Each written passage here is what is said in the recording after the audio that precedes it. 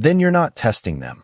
You're setting them up to fail, Clara said quietly, her voice calm but precise.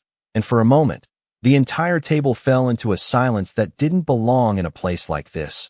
Not in a polished Manhattan restaurant where deals were measured in millions and conversations rarely paused. And Ethan Cole, billionaire, strategist, a man who built his empire on predicting outcomes before others even saw the board, felt something unfamiliar press against his certainty. A disruption he hadn't planned for. But 30 minutes earlier, everything had been exactly as he intended. Every movement calculated. Every word placed like a piece in a game only he believed he understood. He had walked into the restaurant without looking around, not because he didn't notice people, but because he noticed everything. The flicker of hesitation in the hostess's smile, the uneven rhythm of footsteps behind the bar, the way the lighting reflected off the glass just enough to create blind spots in peripheral vision. He chose table 12 without asking. A corner with a clear line of sight to the entrance and just enough distance to create psychological space. And when Clara Whitmore approached for the first time, he didn't look up. Not fully, just enough to register her presence, her posture straight but unforced, her movements efficient without rushing, the kind of composure that didn't come from training manuals. He dismissed her with a nod, or at least, that's what it looked like, because ignoring someone, when done correctly, was never about absence. It was about control, about defining who mattered in the frame and who didn't. And tonight, Clara was not supposed to matter. She was part of the environment, part of the stage he was about to use. Ethan adjusted his watch, a quiet, deliberate movement, then placed his phone face down, signaling the start of something. His guest arrived 2 minutes later, exactly on schedule, a mid-level partner from a firm he was considering acquiring. Someone eager, someone predictable, someone who believed this dinner was an opportunity. Ethan greeted him with a measured smile, warm enough to build trust, distant enough to maintain authority. And as they began to talk, Ethan introduced the plan, not the real one, but a version of it, slightly flawed, intentionally incomplete, numbers that almost aligned but not quite, timelines that looked reasonable until examined closely.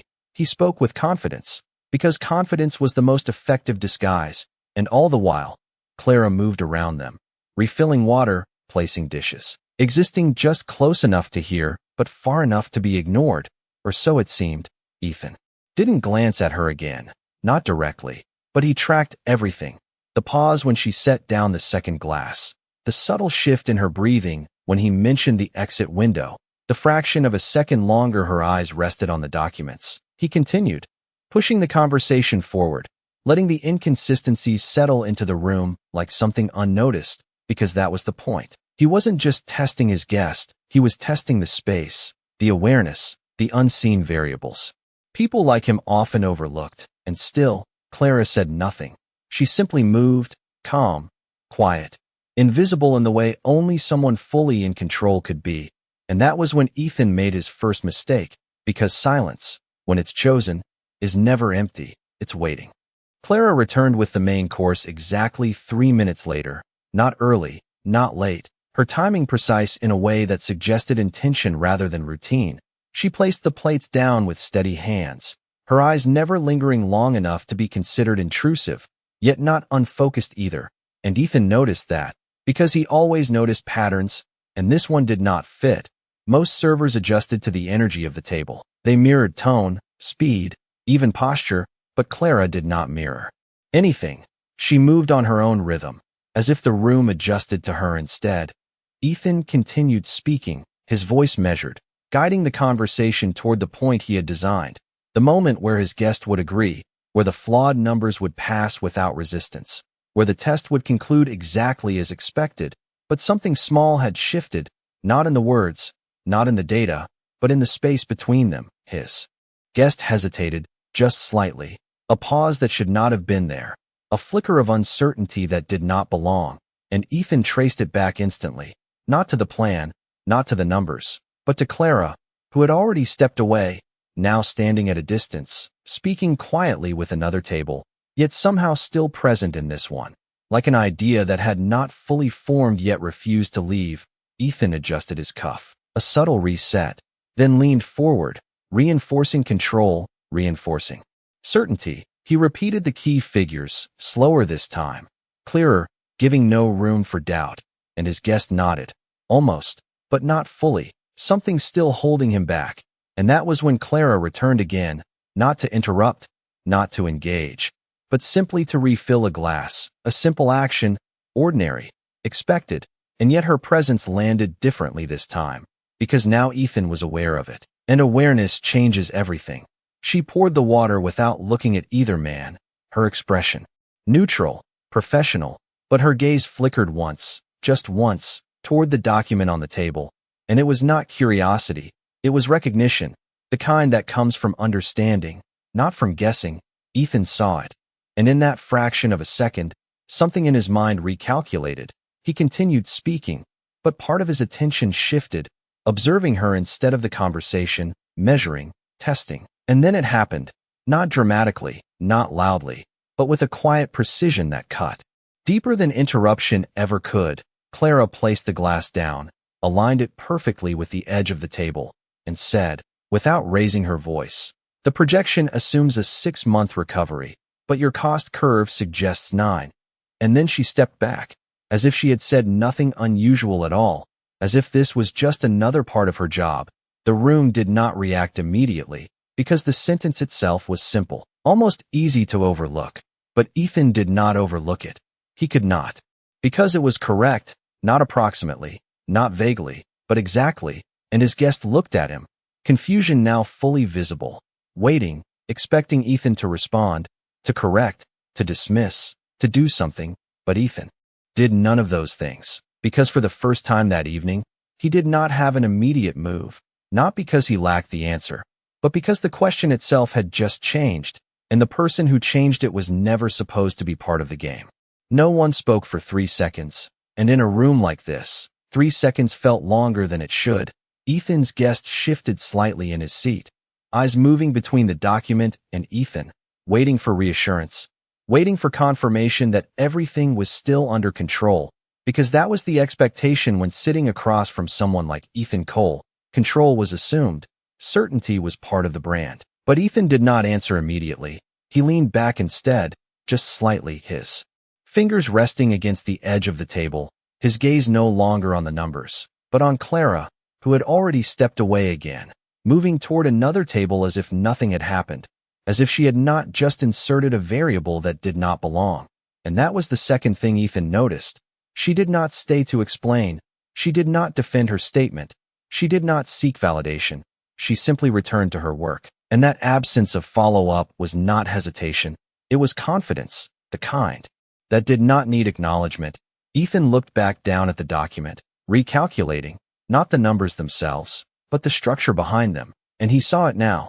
The gap she had pointed to, subtle, easy to overlook if one only followed the surface logic, but once seen, impossible to ignore. The 6-month recovery assumption no longer held. It stretched, shifted, broke alignment with the cost curve, creating a delay that would ripple through the entire projection, not catastrophic, but enough to change the outcome, enough to alter the decision. His guest cleared his throat, the sound small but insistent. "Is that accurate?" he asked, and there it was, the moment Ethan had designed for himself, but now directed at him instead, a question that required an answer, not performance. Ethan could have dismissed it easily, could have reframed the numbers, redirected the conversation, maintained the illusion of control, but something stopped him, not doubt, not uncertainty, but recognition, because this was no longer about the test he had planned. It had shifted into something else, something unscripted, and Ethan had built his entire career on understanding unscripted moments. He closed the folder slowly, a deliberate movement that signaled pause, not defeat, and looked up, not at his guest, but across the room, finding Clara again. She was speaking to another customer, her expression unchanged, calm, attentive, present in a way that suggested she gave the same level of focus to every table, regardless of who was sitting there.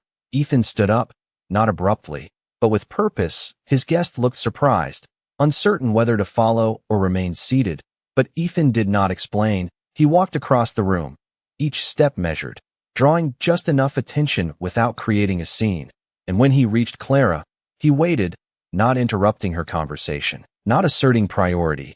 He simply stood there, and for the first time that evening, he was not controlling the timing. When she finished, she turned toward him, her eyes steady. No surprise, no discomfort, just awareness. As if she had expected this moment long before he did. And Ethan realized then that whatever game he thought he was playing, she had already seen it from the beginning, and chosen exactly when to step into it. Clara did not speak first. She simply waited, her hands resting lightly against the edge of her order pad. Her posture relaxed but not passive, and Ethan noticed that too. Because waiting without pressure was a form of control most people did not understand. He studied her for a moment, not as a server, not as part of the background anymore, but as someone who had just altered the trajectory of a decision worth millions with a single sentence. "You read that quickly," he said, his tone neutral. Not confrontational, not impressed, just precise. Clara tilted her head slightly, not in confusion, but in acknowledgement. "I have seen patterns like that before," she replied, her voice steady, unhurried, and there was no attempt to elevate the moment, no hint of pride, just a statement, simple and complete. Ethan's eyes narrowed. Just a fraction, not out of suspicion, but focus. "Patterns do not usually come from menus and order pads," he said, and Clara almost smiled, not fully, just enough to suggest she understood the implication. "Neither does arrogance," she answered quietly, and the words landed without force, yet carried weight that could not be ignored. Ethan did not react immediately. He had heard sharper remarks, louder challenges, but this was different, because it was not an attack, it was an observation. Clean, accurate, and placed exactly where it needed to be. Behind them, the low hum of the restaurant continued, glasses clinking, quiet conversations flowing. But at that table, the space had shifted again. Ethan glanced back briefly at his guest, who was now watching from a distance, unsure whether this was part of the meeting or something else entirely. And for the first time that evening, Ethan did not rush to return. He turned back to Clara. "What else does not align?" he asked, not as a command, but as a question, and that subtle difference did not go unnoticed. Clara paused, not because she needed time to think, but because she was choosing whether to answer, and that choice was hers alone. She stepped slightly closer to the table, her eyes moving once across the document, then back to Ethan. "Your timeline assumes the market reacts to you," she said, her voice still calm. "But right now, you are reacting to it." Ethan felt that, not as offense, but as impact, because she was not correcting numbers anymore. She was reframing intent, shifting the foundation of the strategy itself, and that was something far deeper than a calculation error. He held her gaze, measuring, not dominance, but clarity. "And you believe that changes the outcome?" he asked. Clara nodded once, small, certain. "It already has," she replied, and there was no drama in her tone, no emphasis, just truth delivered without decoration. Ethan exhaled slowly, not in frustration, but recognition, because the plan he had designed to test someone else had just revealed something about himself instead, something he had not accounted for. He reached into his jacket, pulled out a card, then stopped halfway, his hand hovering for a brief second before lowering again. Because this was not that kind of moment, not a transaction, not an offer. Clara had already stepped back, returning to her role, her movement seamless, as if the conversation had simply folded into the rest of her shift, and Ethan remained there for a second longer than necessary, watching her walk away, understanding something he had missed before, that she had never been part of his game, not even for a second. She had only chosen when to speak, and more importantly, when not to. When Ethan returned to the table, the dynamic had already shifted, not dramatically, not in a way that drew attention from the rest of the room, but in the subtle recalibration of posture, of expectation. His guest sat straighter now, no longer leaning forward with the quiet eagerness of someone about to agree, but holding back, observing, reassessing, and Ethan recognized that immediately. Because hesitation was not random, it followed influence, and influence had just changed direction. Ethan took his seat slowly, not rushing to reclaim control, not forcing the conversation back onto its original path. Instead, he opened the folder again. The same numbers, the same projections, but they no longer carried the same weight. Because once a flaw is seen, It cannot be unseen. Let us revisit the timeline, he said, his tone even, not defensive, not dismissive, and his guest nodded, almost relieved. As if given permission to question what he had previously accepted, Ethan adjusted the figures, not drastically, but enough to reflect the reality Clara had pointed out, extending the recovery period, realigning the cost curve. And as he spoke, the conversation transformed. It was no longer a test designed to measure someone else's awareness. It became a discussion grounded in actual risk, actual strategy, and that shift, though quiet, carried more integrity than the performance he had initially planned. His guest leaned in again, this time not out of obligation, but engagement, asking sharper questions, offering more thoughtful responses, and Ethan answered them directly, without the subtle manipulations he had relied on earlier, because the need for them had dissolved. And somewhere between those recalculations and responses, Ethan realized something else, something that had nothing to do with the deal itself. Control, the kind he had built his reputation on, was not about staying ahead of every variable. It was about recognizing when a variable deserved attention. Even if it came from a source he had chosen to ignore, he closed the folder again, this time with intention, not as a pause, but as a conclusion. We will need to restructure this before moving forward, he said, and his guest agreed without hesitation, because now the agreement was based on clarity, not persuasion. The meeting ended without the usual handshake theatrics, no exaggerated confidence, no artificial urgency, just a mutual understanding that the conversation would continue later, on more solid ground. As his guest left the table, Ethan remained seated for a moment, his gaze drifting across the room until it found Clara again. She was clearing another table, stacking plates with the same quiet precision, her expression unchanged, unaffected by what had just occurred. And that was the final detail that stayed with him. She had not inserted herself into the outcome. She had not stayed to watch it unfold. She had simply returned to her work, as if the impact she made required no acknowledgement. Ethan reached for the check when it arrived, glancing at the total without really seeing it, because his attention was elsewhere, on the absence of something he was used to, the absence of control. And for once, it did not feel like a loss. It felt like a correction. He signed the receipt, placed the pen down, then turned the paper over, not out of habit, but intention, and for a brief moment, he considered writing something, an offer, a number, a proposition, but he stopped, because none of those would match what had just happened. Instead, he left it blank, a rare decision for someone who always filled in the spaces. And as he stood to leave, his eyes met Clara's across the room. Just for a second, no words, no gesture, just recognition. And in that silence, Ethan understood something he had not planned to learn that night. Some people do not need to enter the conversation to change it. They only need to see it clearly enough to speak once, at the exact moment it matters. Ethan stepped out into the cool evening air, the city moving around him in its usual rhythm, taxis passing, distant sirens blending into the background, conversations spilling out from nearby restaurants. And for a moment, he stood still on the sidewalk, not checking his phone, not calling his driver, just standing there, replaying the sequence in his mind, not the deal, not the numbers, but the moment, the exact point where control shifted, because it had not been dramatic, it had not been forced, it had simply happened. And that was what unsettled him, not in a negative way, but in a way that demanded attention. He walked slowly toward the curb, his steps measured, his posture unchanged, but internally, something was adjusting, something that did not usually move. His driver pulled up within seconds, the door opening quietly, but Ethan did not get in right away.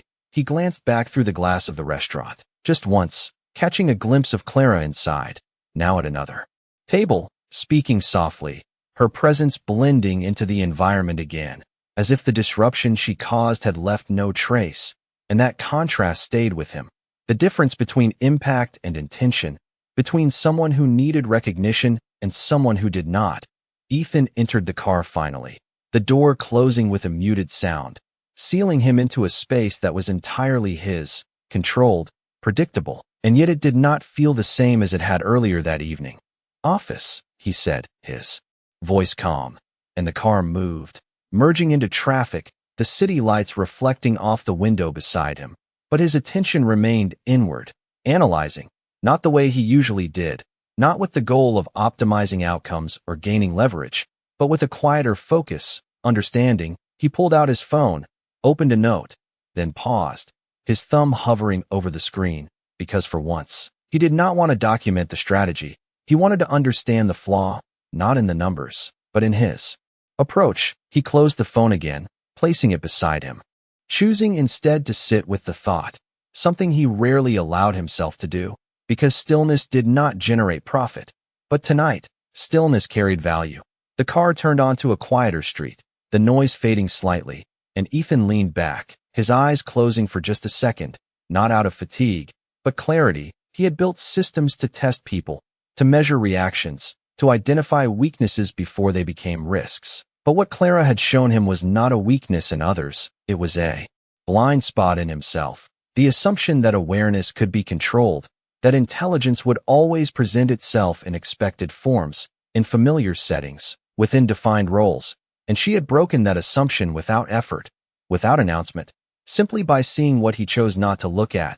The car slowed as it approached his building, but Ethan did not move immediately. He opened his eyes, looking out at the reflection of the city again, and for the first time in a long time, he allowed a plan to remain unfinished, not because he lacked the ability to complete it, but because he recognized that completion, without understanding, was just repetition, and repetition was where blind spots lived.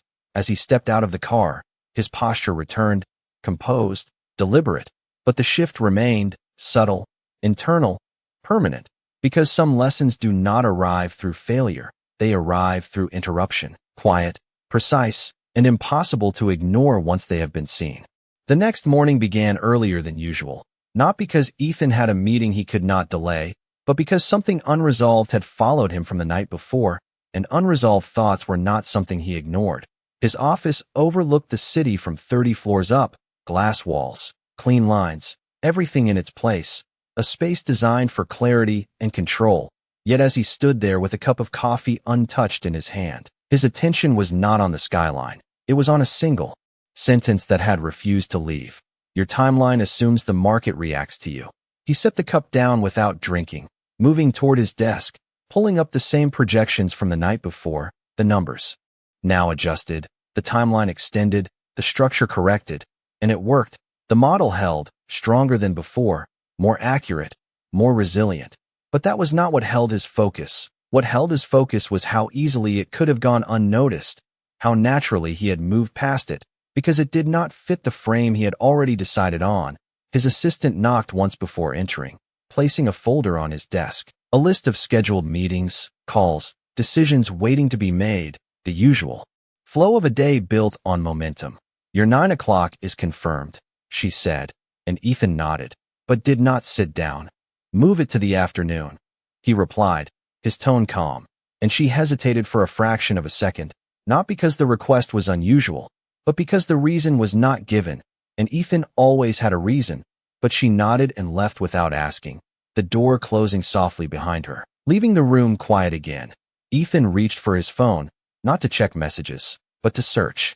Not a name, not directly, but the restaurant, the location, the ownership, details that normally would have been irrelevant, but now carried weight.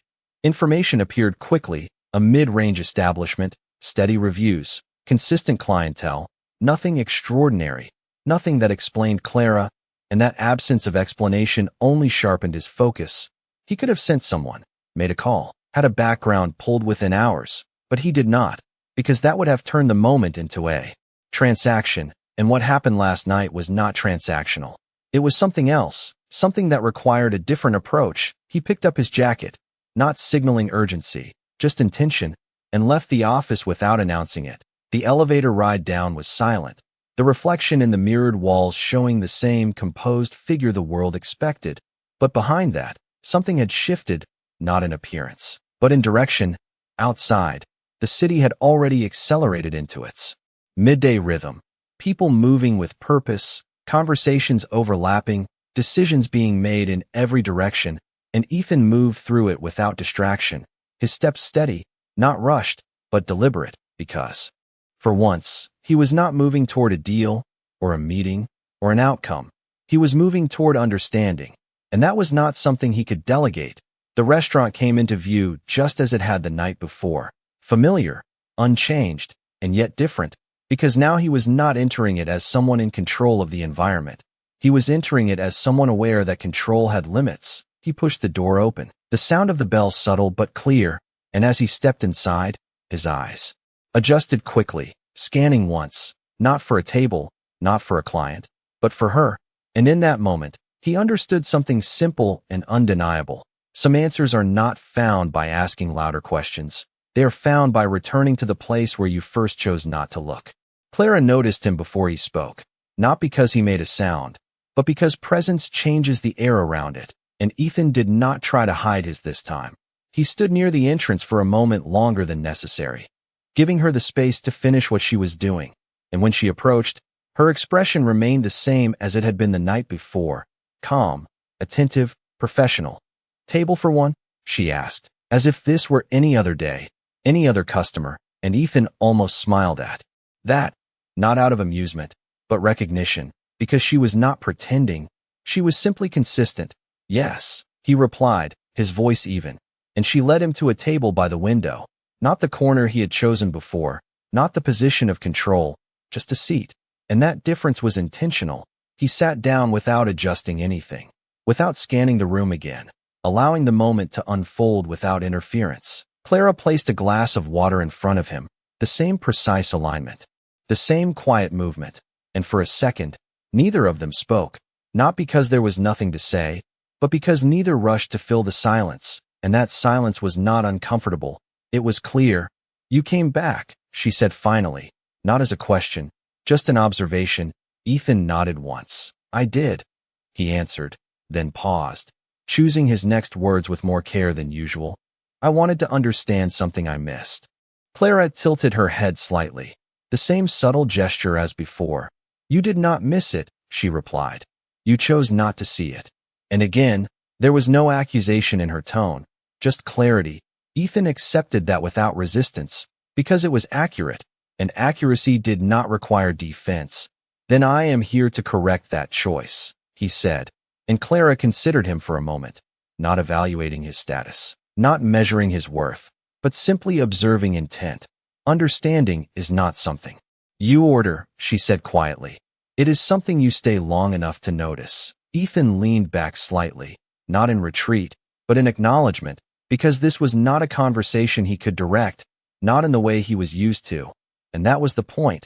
He glanced at the menu briefly, not because he needed to decide, but because it was there, a normal action in an otherwise different moment. "Coffee," he said, setting it down. And Clara nodded, turning away without hesitation, without prolonging the exchange. And as she walked toward the counter, Ethan watched, not her specifically, but the way she moved within the space, the rhythm, the awareness, the absence of unnecessary motion. And he realized something else, something he had overlooked the night before. She was not reacting to the environment. She was shaping it, quietly, consistently, without force. When she returned with the coffee, she placed it down with the same precision, the same stillness, and this time, Ethan spoke before she stepped away. "Why did you say something?" he asked, not demanding, not testing, just asking. Clara met his gaze, her eyes steady. "Because it mattered," she said simply, and that answer carried more weight than any explanation, because it removed everything unnecessary. There was no strategy behind it, no intention to impress, no desire to interfere, just a decision based on value. Ethan nodded slowly, absorbing that, because in his world, actions were rarely that direct. They were layered, calculated, designed for outcomes. But here, the outcome had not been the goal. The truth had.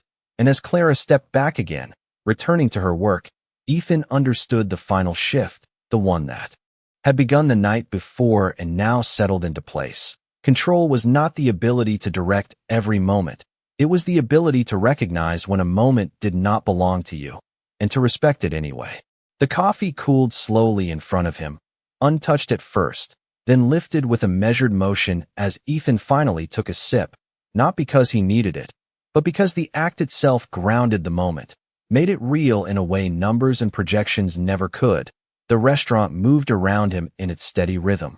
conversations rising and falling, plates shifting from table to table. The quiet choreography of a place that did not depend on who walked through its doors, and for once, Ethan allowed himself to exist inside that rhythm without trying to shape it. He watched Clara from a distance, not constantly, not with fixation, but with awareness, the way she listened fully when someone spoke, the way she paused just long enough before responding, the way nothing in her movement felt rushed or forced, and he realized that what he had interpreted as simplicity before was not simplicity at all. It was precision without noise, the kind that did not need recognition to remain consistent. When she returned with the check, she placed it down with the same quiet alignment as everything else. No hesitation, no expectation, just completion of a task.